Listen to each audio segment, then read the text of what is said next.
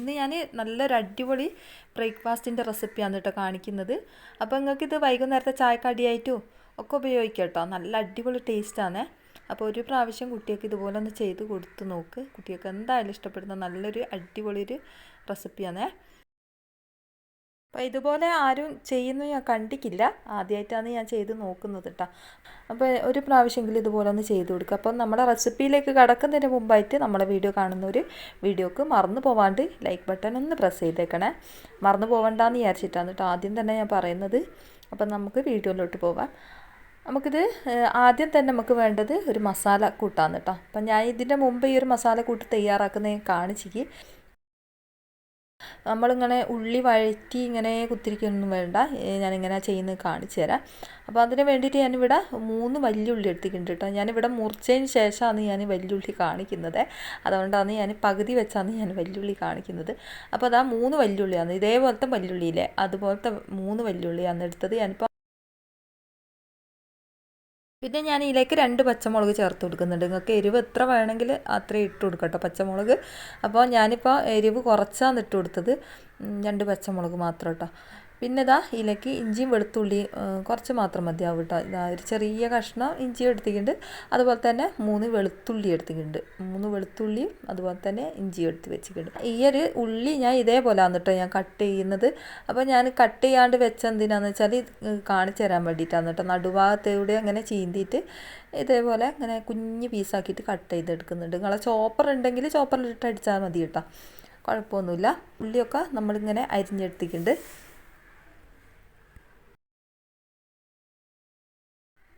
പിന്നെ ചിക്കൻ നമ്മൾ ഇവിടെ എടുത്ത് വെച്ചിട്ടുണ്ട്. പിന്നെ ഞാനിത് കറിയിൽ നിന്ന് എടുത്തിട്ട്, കറിയിൽ നിന്നല്ല കറിയിലേക്ക് വാങ്ങി വെച്ച ചിക്കൻ ഉണ്ടാവുമല്ലോ, അപ്പോൾ അതിൽ നിന്ന് 2-3 പീസ് എടുത്തിട്ട് ഇതേപോലെ ഞാൻ കട്ട് ചെയ്തെടുത്തതാണ് കേട്ടോ. ഇതിനായിട്ട് നമ്മൾ ചിക്കൻ വാങ്ങേണ്ട ആവശ്യമൊന്നുമില്ല. അപ്പോൾ ചിക്കൻ ഉണ്ടെങ്കിൽ നമുക്ക് എളുപ്പത്തിൽ തന്നെ നമുക്ക് ഇത് ചെയ്തെടുക്കാൻ പറ്റും. അപ്പോൾ കുറേ ചിക്കൻ്റെ കഷ്ണമൊന്നും വേണ്ട കേട്ടോ, 2-3 കഷ്ണം ഉണ്ടെങ്കിൽ നമുക്കിതുപോലെ ചെയ്തെടുക്കാൻ പറ്റും. നല്ല കുഞ്ഞ് പീസാക്കിയിട്ട് നുറുക്കി ഇട്ട് കൊടുത്തിട്ടുണ്ട് കേട്ടോ. പിന്നെ ഞാൻ അതിലേക്ക് മസാലപ്പൊടികളൊക്കെ ഇട്ട് കൊടുക്കുന്നുണ്ട്. പിന്നെ അതിലേക്ക് മുളക് പൊടി ഇട്ട് കൊടുത്തിട്ടുണ്ട്. മുളക് പൊടി ഒരു 1/4 ടീസ്പൂൺ മതിയാവും കേട്ടോ. പിന്നെ ഒരു 1/4 ടീസ്പൂൺ തന്നെ മഞ്ഞൾപ്പൊടി ചേർത്ത് കൊടുത്തിട്ടുണ്ട്. പിന്നെ ഗരം മസാലപ്പൊടി ചേർത്ത് കൊടുത്തിട്ടുണ്ട്. പിന്നെ ഒരു നുള്ള് കസൂരി മേത്തി അല്ല കേട്ടോ, ചാറ്റ് മസാല ആണ് ഞാൻ ഇട്ട് കൊടുത്തത്. പിന്നെ ചിക്കൻ മസാലപ്പൊടി കേട്ടോ. എല്ലാം ഒരു കൈക്കണക്കാണ് ഞാൻ പറഞ്ഞത്. അപ്പോൾ കൈക്കണക്ക് എന്ന് പറയുന്ന ഓരോ നുള്ളു മതിയാവും കേട്ടോ. കുറച്ച് ചിക്കനല്ലേ ഉള്ളൂ, അത്രയും അത് ഒന്ന് ചെയ്തെടുക്കാനുള്ള ഒരു മസാലപ്പൊടികൾ മതിയല്ല. അപ്പോൾ ഇതുപോലെ ഒന്ന് ഞാൻ ആക്കിയെടുത്തിട്ടുണ്ട്. ഇനിയിപ്പോൾ പാകത്തിനുള്ള ഉപ്പൊക്കെ നമ്മൾ ഇതിലേക്ക് ചേർത്ത് കൊടുത്തിട്ടുണ്ട്. നിങ്ങളെ കയ്യിൽ ചെറുനാരങ്ങ ഉണ്ടെങ്കിൽ ചെറുനാരങ്ങ ഒന്ന് പിഴിഞ്ഞ് കൊടുക്കാം കേട്ടോ. ചാറ്റ് മസാല ഉണ്ടെങ്കിൽ ചേർത്ത് കൊടുത്താൽ മതി കേട്ടോ, അതൊന്നും ഇല്ലേ കുഴപ്പമൊന്നുമില്ല. നിങ്ങൾക്ക് ഗരം മസാലപ്പൊടി തന്നെ കൂടുതലാണ്. അതൊന്നും ഇല്ലെങ്കിലും നമുക്ക് മഞ്ഞൾപ്പൊടിയും ഉപ്പും ചേർത്ത് കൊടുത്തിട്ട് അതിനുശേഷം മുളക് പൊടി ഇട്ടിട്ട് നമുക്ക് പൊരിച്ചെടുത്താൽ മതി കേട്ടോ. കുറച്ച് നല്ല ജീരകം കൂടി ചേർത്ത് കൊടുക്കുന്നുണ്ട്, നല്ലൊരു ഫ്ലേവറാണ് കേട്ടോ. നല്ല ജീരകം ചേർത്ത് കൊടുത്താൽ കുറച്ച് ഓർഗാനികോ കൂടി ചേർത്ത് കൊടുക്കുന്നുണ്ട് കേട്ടോ. അതുണ്ടെങ്കിൽ ചേർത്ത് കൊടുത്താൽ മതി, ഇല്ലെങ്കിൽ കുഴപ്പമൊന്നുമില്ല കേട്ടോ. എന്നാലും ടേസ്റ്റ് തന്നെ ആയിരിക്കും കേട്ടോ. കാരണം ചിക്കനും പിന്നെ ഉള്ളിയൊക്കെ വരുന്ന സമയത്ത് ഒരു പ്രത്യേക ടേസ്റ്റായി നമ്മൾ മസാല ആക്കി കഴിഞ്ഞാൽ. അപ്പോൾ ഇതേപോലെ ഒന്ന് ഞാൻ കുഴച്ച് വെക്കുന്നുണ്ട് കേട്ടോ.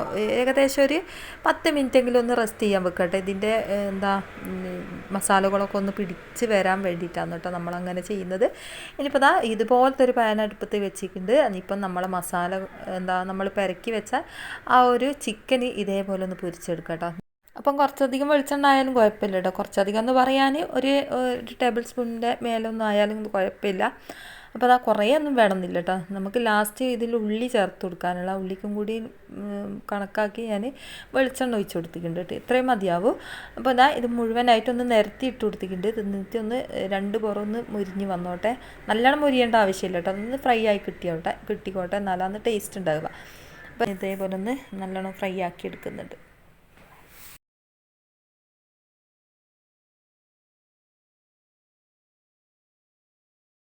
ഇതേപോലെ കിട്ടിയാൽ മതി കേട്ടോ. ഇനിയിപ്പോൾ നമ്മൾ നേരത്തെ അരിഞ്ഞ് വെച്ച ഉള്ളി, ഇഞ്ചിയും വെളുത്തുള്ളിയും പച്ചമുളകൊക്കെ ഇതിലേക്ക് ഇട്ട് കൊടുത്തിട്ടുണ്ട്. ഇപ്പോൾ ഇത് നല്ലോണം ഒന്ന് വഴറ്റിയെടുക്കുക കേട്ടോ. അധികം വഴറ്റേണ്ട ആവശ്യമൊന്നുമില്ല, ഒന്ന് വെന്ത് വന്നോട്ടെ. ഇതൊന്ന് അടച്ച് വെച്ച് ഒന്ന് ഉള്ളിയൊക്കെ ഒന്ന് സോഫ്റ്റായി വരുന്നത് വരെ ഒന്ന് ആക്കി കൊടുക്കുക. ഒന്ന് വെന്ത് വന്നോട്ടെ കേട്ടോ, നല്ല ടേസ്റ്റ് ആയിരിക്കും കേട്ടോ ഇതേപോലെ ചെയ്യുന്ന സമയത്ത്. അപ്പോൾ ഇതിലേക്ക് ഞാൻ കുറച്ച് മസാലപ്പൊടികളൊക്കെ ചേർത്ത് കൊടുക്കുന്നുണ്ട്. മഞ്ഞൾപ്പൊടി ചേർത്ത് കൊടുക്കുന്നുണ്ട്, മുളക് പൊടി ചേർത്ത് കൊടുക്കുന്നുണ്ട്. എല്ലാം ഒരു 1/4 ടീസ്പൂൺ വരെ മതിയാവും കേട്ടോ. കൂടുതലായാലും ഒരു കുത്തലായിരിക്കും, അതുകൊണ്ട് കുറേശ്ശെ ചേർത്ത് കൊടുത്താൽ മതി. പിന്നെ അതിലേക്ക് ഞാനൊരു നുള്ളു ഗരം മസാലപ്പൊടി മേലെ കൂടി ഒന്ന് വിതറി കൊടുക്കുന്നുണ്ട്. നമ്മൾ ഈ ചിക്കൻ്റെ അകത്തെല്ലാം ചേർത്ത് കൊടുത്തതാണല്ലോ, അതിനെക്കൊണ്ട് ഇത്രയും മതിയാവും കേട്ടോ. അപ്പോൾ ഇതാ ഇതിലേക്ക് പാകത്തിന് ഉപ്പൊക്കെ ഉണ്ടോ എന്ന് നമുക്ക് നോക്കണം കേട്ടോ. അപ്പോൾ ഇതൊന്ന് മൂടി വെച്ചിട്ടൊന്ന് ഉള്ളി ഒന്ന് സോഫ്റ്റ് ആകുന്നത് വരെ ഒന്ന് വേവിച്ചെടുക്കുക. അധികം നേരം ഇങ്ങനെ വയറ്റി കുത്തിരിക്കേണ്ട ആവശ്യമൊന്നുമില്ല കേട്ടോ. ഇതേപോലെ ഒന്ന് മൂടി വെക്കുക വെച്ചാൽ പെട്ടെന്ന് തന്നെ വെന്ത് കിട്ടും കേട്ടോ ഉള്ളി. പിന്നെ നമുക്ക് ഇതേപോലെ മൂടി വെച്ചിട്ട് ലോ ഫ്ലെയിമിലിട്ടിട്ട് ബാക്കിയുള്ള പണികൾ നോക്കാം. പിന്നെ നമുക്ക് ഇതിലേക്ക് മല്ലിച്ചപ്പ് ചേർത്ത് കൊടുക്കണം കേട്ടോ. അത് ഇങ്ങോട്ട് പറയാൻ വിട്ടുപോയതാണ്. അപ്പം മല്ലിച്ചപ്പും കൂടി ഇട്ട് കൊടുത്തിട്ട് ഇതുപോലെ ഒന്ന് വയറ്റിയെടുത്തു മതി. അതൊന്നും നമ്മുടെ ആവുന്ന നേരം കൊണ്ട് ഞാനിവിടെ തേങ്ങാപ്പാൽ എടുത്തിട്ടുണ്ട് കേട്ടോ. ഏകദേശം 1 കപ്പ് തേങ്ങാപ്പാൽ ഞാനിവിടെ എടുത്ത് വെച്ചിട്ടുണ്ട്. ഒരു അരമുറി തേങ്ങേൻ്റെ പാലാണ് കേട്ടോ ഞാനിവിടെ എടുത്തത്. അപ്പോൾ ഇതാ ഇതേപോലെ നല്ല കട്ടിയുള്ള പാലാണ് എടുത്തത്. അതിലേക്ക് ഒരു നുള്ളു ഉപ്പും കൂടി ഞാൻ ചേർത്ത് കൊടുത്തിട്ടുണ്ട്. പാകത്തിനുള്ള ഉപ്പും കൂടി ചേർത്ത് കൊടുത്തിട്ട് ഇതേപോലെ ഒന്ന് ഇളക്കി കൊടുക്കുക. ഇതിലേക്ക് 2 മുട്ട ഞാൻ പൊട്ടിച്ച് ഒഴിച്ച് കൊടുക്കുന്നുണ്ട്. അപ്പോൾ നിങ്ങളുടെ കയ്യിൽ 3 മുട്ട ആയാലും കുഴപ്പമൊന്നുമില്ല കേട്ടോ. 3 മുട്ട 4 മുട്ട ഒക്കെ പൊട്ടിച്ച് ഒഴിച്ച് കൊടുക്കാം, കുഴപ്പമില്ല. അപ്പോൾ ഇതാ ഞാൻ ഇതുപോലെ 2 മുട്ട ഇതിലേക്ക് പൊട്ടിച്ച് ഒഴിച്ച് കൊടുക്കുന്നുണ്ട്.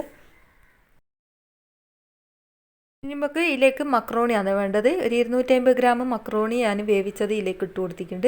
ഇത് ഞാൻ നല്ല തിളച്ച വെള്ളത്തിലിട്ടിട്ട് നല്ലോണം ഒന്ന് വേവിച്ചെടുത്തതാണ് കേട്ടോ. തിളച്ച വെള്ളത്തിലേക്ക് ഇട്ടിട്ട് കൊടുത്തിട്ട് ലേശം ഓയിൽ ഒഴിച്ച് കൊടുത്തിട്ട് ഒരു ടീസ്പൂൺ ഓയിലാണ് കേട്ടോ ഒഴിക്കാൻ പാടുള്ളൂ.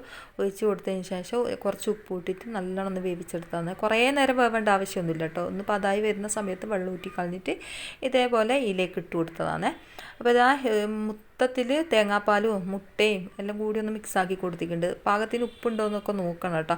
അപ്പോൾ ഇതാ ഇതേപോലെ ഒന്ന് മിക്സാക്കി എടുത്തിട്ടുണ്ട്. ഇനിയിപ്പോൾ നമുക്ക് ഇതിലേക്ക് 2 ബ്രെഡും കൂടിയും ചേർത്ത് കൊടുക്കാം. ഈ ഒരു തേങ്ങാപ്പാലും ബ്രെഡൊക്കെ കലരുന്ന സമയത്ത് നല്ലൊരു ടേസ്റ്റാണ് കേട്ടോ ഈ ഒരു സംഭവം ഉണ്ടാക്കി കഴിഞ്ഞാൽ. അപ്പോൾ അതാ ബ്രെഡ് ഇതേപോലെ ഞാൻ പൊടിച്ചിട്ട് കൊടുക്കുന്നുണ്ട്, ഒന്ന് മിക്സാക്കാൻ വേണ്ടിയിട്ടാണ് കേട്ടോ. ആ ഒരു തേങ്ങാപ്പാലിൻ്റെ അടുത്ത് മിക്സായിട്ടൊന്ന് കുഴഞ്ഞ് വന്നോളൂ കേട്ടോ. ഈ ഒരു ബ്രെഡും അതുപോലെ തന്നെ ഈ ഒരു മക്രോണിയും കൂടി ഒന്ന് മിക്സായിട്ട് ഒന്ന് നല്ലോണം കുഴഞ്ഞ മാതിരി കിട്ടും കേട്ടോ. അതിന് വേണ്ടിയിട്ടാണ് ഞാൻ 2-3 ബ്രെഡ് ചേർത്ത് കൊടുത്തത്. അതുപോലെ ടേസ്റ്റിന് നല്ല വ്യത്യാസം ഉണ്ടാവും കേട്ടോ. നല്ല രസമാണ്, നല്ല ടേസ്റ്റ് ഉണ്ടാവും കേട്ടോ. അതിന് വേണ്ടിയിട്ടാണ് ഞാൻ ഈ ഒരു ബ്രെഡ് ഇതിലേക്ക് ഇട്ട് കൊടുത്തത്. നിങ്ങൾക്ക് വേണമെങ്കിൽ മിക്സിൻ്റെ ജാറിലിട്ട് പൊടിച്ചിട്ട് ഇട്ട് കൊടുക്കുകയും ചെയ്യും കേട്ടോ. ഞാനിപ്പോൾ അത് ഒരു എളുപ്പപ്പണിക്കും വേണ്ടിയിട്ടാണ് ഇങ്ങനെ ചെയ്തത്.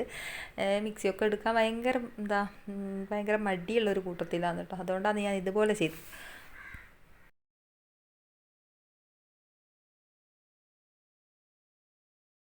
അപ്പോൾ തേങ്ങാപ്പാൽ എന്തായാലും ചേർത്ത് കൊടുക്കണം കേട്ടോ. തേങ്ങാപ്പാൽ ചേർത്ത് കൊടുക്കുന്ന സമയത്താണ് നല്ല ടേസ്റ്റ് കിട്ടുക. ഈ ഒരു മസാല കൂട്ടി ഞാനൊരു പാത്രത്തിലേക്ക് മാറ്റി കൊടുക്കുന്നുണ്ട്. ഈ ഒരു പാത്രത്തിലേക്ക് മാറ്റി കൊടുക്കട്ടെ. അതിലാകുന്ന നേരം കുറച്ചൊന്ന് തണിഞ്ഞോളൂ.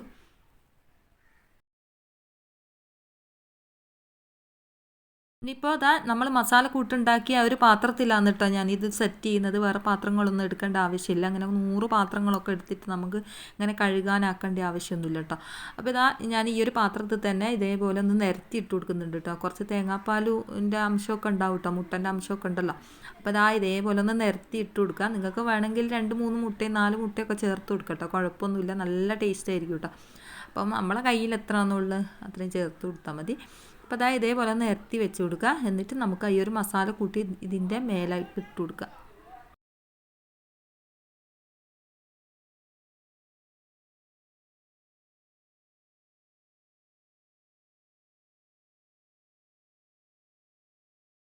നമ്മൾ മുഴുവനായിട്ട് ഇതേപോലെ ഒന്ന് നിരത്തി വെച്ച് കൊടുത്തിട്ടുണ്ട് കേട്ടോ. അപ്പം ബാക്കി മക്രോണിയും കൂടി ഇതേപോലെ ഇതിൻ്റെ മേലിൽ ഇട്ട് കൊടുക്കുക. ഇതിപ്പം കറക്റ്റാണ് കേട്ടോ ഈ ഒരു മക്രോണി. അപ്പം മുഴുവനായിട്ട് ഞാൻ ഇതിൻ്റെ മേലെ ഇട്ട് കൊടുത്തിട്ട് ഇതൊന്ന് നിരത്തി ഇട്ട് കൊടുക്കുന്നുണ്ട്. അപ്പോൾ അതാ ഇത് സെറ്റായി വന്നിട്ടുണ്ട് കേട്ടോ. ഇനി ഇതിപ്പോൾ ഞാൻ അടുപ്പിലേക്ക് വെച്ച് കൊടുത്തിട്ട് ഇത് ലോ ഫ്ലെയിമിലിട്ടൊന്ന് വേവിച്ചെടുക്കുക. ആദ്യം ഒന്ന് ഹൈ ഫ്ലെയിമിലിട്ടിട്ടൊന്ന് നല്ലോണം ഒന്ന് ചൂടാക്കുക. എന്നതിന് ശേഷം ഇതിൻ്റെ അടിയിൽ തട്ട് വെച്ച് കൊടുത്തിട്ട് നമുക്കിതൊന്ന് ലോ ഫ്ലെയിമിലിട്ടൊന്ന് വേവിച്ചെടുക്കാം കേട്ടോ. ഏകദേശം ഒരു 1/4 മണിക്കൂർ കൊണ്ട് തന്നെ സെറ്റായി കിട്ടും കേട്ടോ. മുട്ടയല്ലേ, മുട്ടയും അതുപോലെ തന്നെ തേങ്ങാപ്പാലും അല്ലേ, പെട്ടെന്ന് തന്നെ വലിഞ്ഞ് കിട്ടും. അപ്പോൾ അതായത് ഇതിൻ്റെ മേലെ ഭാഗത്ത് ഞാനൊരു കല്ല് വെച്ച് കൊടുക്കുന്നുണ്ട് കേട്ടോ. അത് എൻ്റെ ആവി പുറത്തേക്ക് പോകാണ്ട് നിൽക്കാൻ വേണ്ടിയിട്ട്. ഇതിന് മൂടിയില്ല, അതുകൊണ്ടാണ് ഞാൻ ഈ ഒരു പ്ലേറ്റ് വെച്ചിട്ട് അഡ്ജസ്റ്റ് ചെയ്തത് കേട്ടോ. അപ്പോൾ അതാ ഇതുപോലെ ഒരു കനം വെച്ചിട്ട് നമ്മളിത് വേവിച്ചെടുക്കുകയാണ് ചെയ്യുന്നത്. അപ്പോൾ ഒരു പ്രാവശ്യമെങ്കിലും ഇതുപോലെ ഒന്ന് ചെയ്ത് നോക്കട്ടോ, അടിപൊളിയാണേ. നമ്മളെ വീട്ടിൽ വിരുന്നുകാരൊക്കെ വന്നു കഴിഞ്ഞാൽ പെട്ടെന്ന് തന്നെ നമുക്ക് തയ്യാറാക്കി കൊടുക്കാൻ പറ്റുന്ന നല്ല അടിപൊളി ഒരു ഐറ്റവും കൂടിയാണ് കേട്ടോ.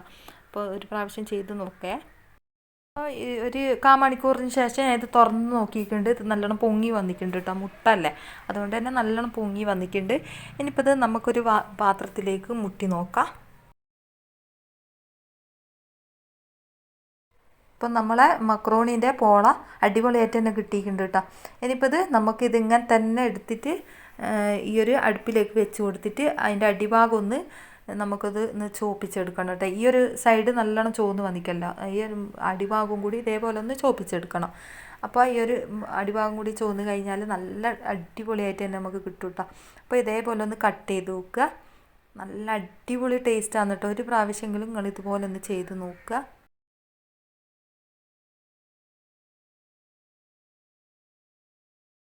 നമ്മൾ ചൂടോടൊക്കെ കട്ട് ചെയ്യരുത് കേട്ടോ. ചൂടോടൊക്കെ കട്ട് ചെയ്താൽ സൈഡ് ഭാഗമൊക്കെ ഇതേപോലെ അങ്ങ് ഇങ്ങനെയുണ്ട് നമ്മളെ മക്രോണി പോള. അടിപൊളിയല്ലേ? എല്ലാവരും ഒരു പ്രാവശ്യമെങ്കിലും ഇതുപോലെ ഒന്ന് ചെയ്ത് നോക്കുക. എന്നിട്ട് നിങ്ങളെ അഭിപ്രായങ്ങൾ എഴുതി അറിയിക്കട്ടെ. നല്ല അടിപൊളി ടേസ്റ്റാണ്. അപ്പോൾ ഇത്രയേ ഉള്ളൂ ഇന്നത്തെ വീഡിയോ. ഇനി അടുത്ത പുതിയ വീഡിയോയിൽ കാണാം. അസ്സലാമു അലൈക്കും.